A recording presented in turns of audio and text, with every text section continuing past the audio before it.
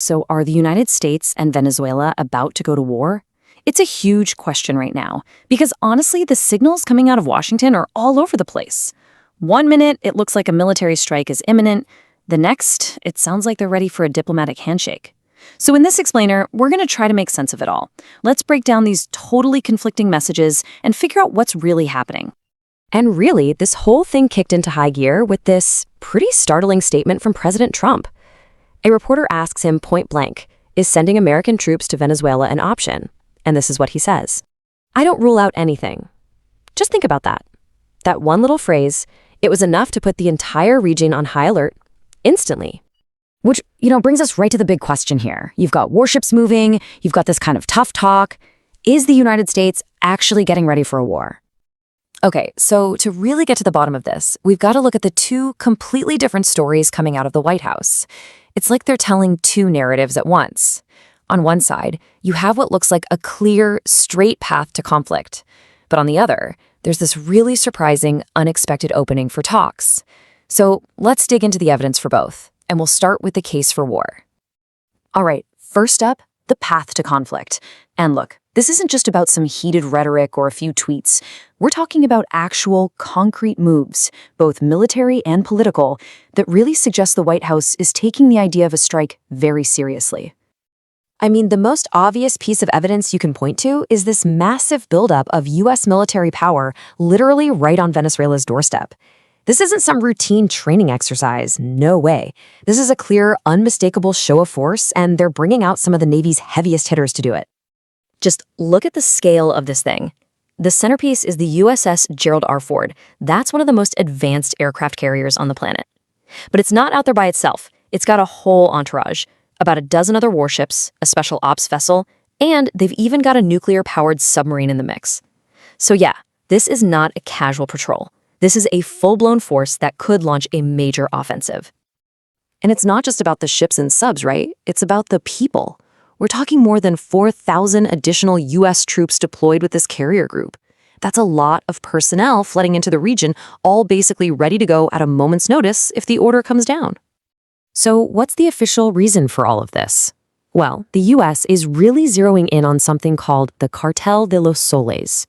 The accusation is that Venezuela's president, Nicolás Maduro, is personally leading this narcotics organization. They're claiming this group is sending drugs and violent criminals into the United States.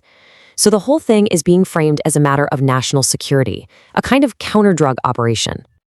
And you have to see how fast this all happened. I mean, just look at this timeline.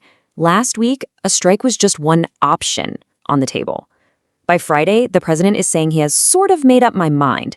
Then, bam, over the weekend, the State Department announces they're going to designate this cartel a terrorist organization. And by Monday, the idea of sending in troops is being talked about openly. The speed here, from just a discussion to a direct threat in a matter of days, it's just staggering. And this is where it gets really serious. There are reports that the planning has even floated the idea of using the military's elite Delta Force. For what?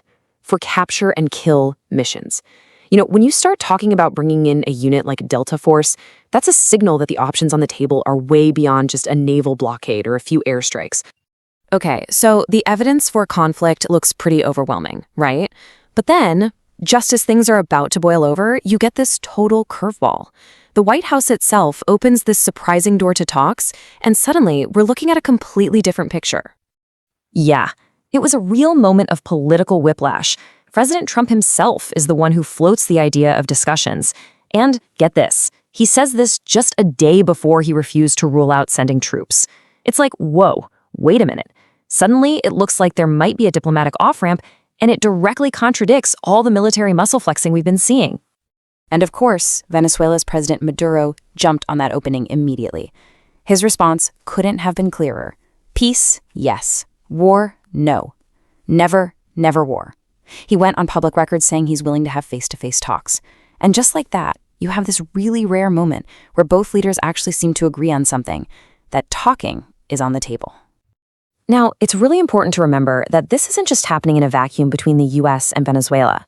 This whole situation, especially the aggressive U.S. posture, is sending huge ripples all across Latin America. And the reaction from the neighbors? It's been fast, it's been negative, and it's starting to alienate some really key American partners in the region. And you have to understand why. For a lot of governments in the region, this feels like déjà vu, and not in a good way. All this talk of military intervention, of strikes, it's digging up these really painful memories of 20th century American aggression in their backyards. We're talking everything from military invasions to covert operations to overthrow governments. So that history is absolutely crucial for understanding the backlash that's happening now. And this isn't just talk, either. The backlash is having real, concrete consequences.